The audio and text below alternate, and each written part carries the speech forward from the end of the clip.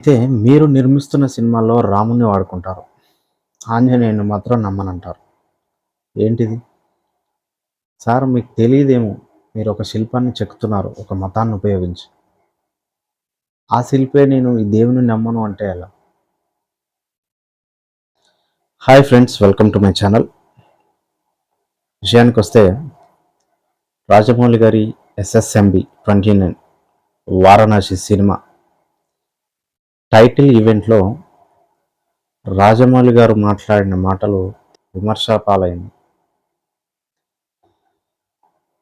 Title logo reveal చేసే సమయంలో అత్యంత భారీ ఎల్‌సీడీ స్క్రీను, హెచ్‌డీ ప్రింటు ఆయన ఆ స్క్రీన్ మొరాయించింది. టెక్నికల్‌గా ఇష్యూ అయింది.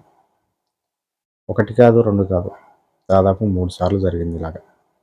అయితే సహనం కోల్పోయిన రాజమౌళి గారు ఎన్నో వందల కోట్లు పెట్టి తీస్తున్న సినిమా.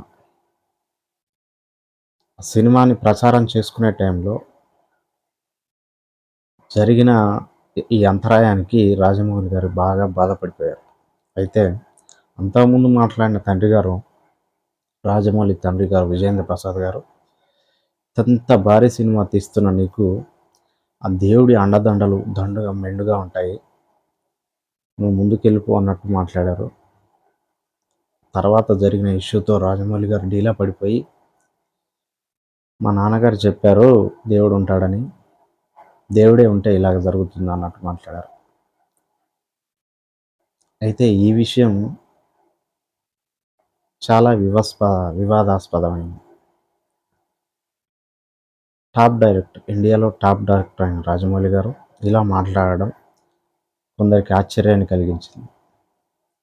నేను దేవుణ్ణి నమ్మను, కానీ దేవునితో సినిమాలు తీస్తాను అనే విషయమే ఇప్పుడు అందరికీ నచ్చడం లేదు. దీని మీదనే ట్రోలింగ్స్, కేసులు అన్నీ జరుగుతున్నాయి. అయితే మీరు నిర్మిస్తున్న సినిమాల్లో రాముడిని వాడుకుంటారు. ఆంజనేయుడిని మాత్రం నమ్మనంటారు. ఏంటిది? సార్ మీకు తెలీదేమో. మీరొక శిల్పాన్ని చెక్కుతున్నారు ఒక మతాన్ని ఉపయోగించి. ఆ శిల్పే నేను ఈ దేవుడిని నమ్మను అంటే ఎలా? చిత్రంగా ఉంది ఈ మాట.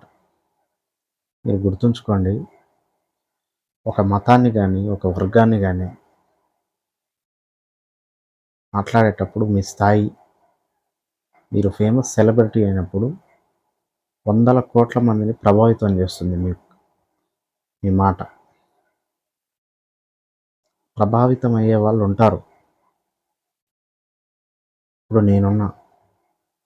నేను నీ ఫ్యాన్. రాజమౌళి గారి ఫ్యాన్.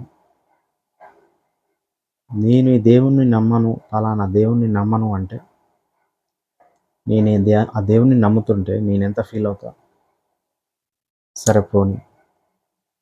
నేను నీ ఫ్యాన్‌గా నువ్వు ఆ దేవుడిని నమ్మట్లేవు అంటే నేను కూడా ఆ మతాన్ని మారొచ్చు గదా!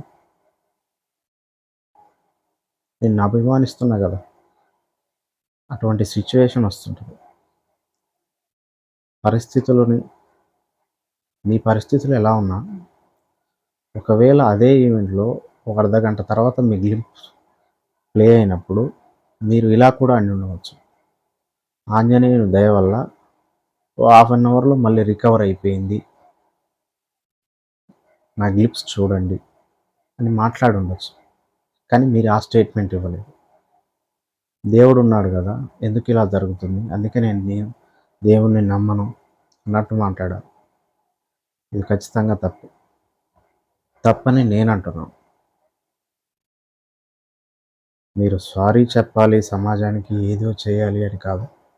కాకపోతే ఉన్నత స్థానంలో ఉన్న మీరు మాట్లాడే పరిస్థితులు వచ్చినప్పుడు ఆచితూచి మాట్లాడితే మంచిది.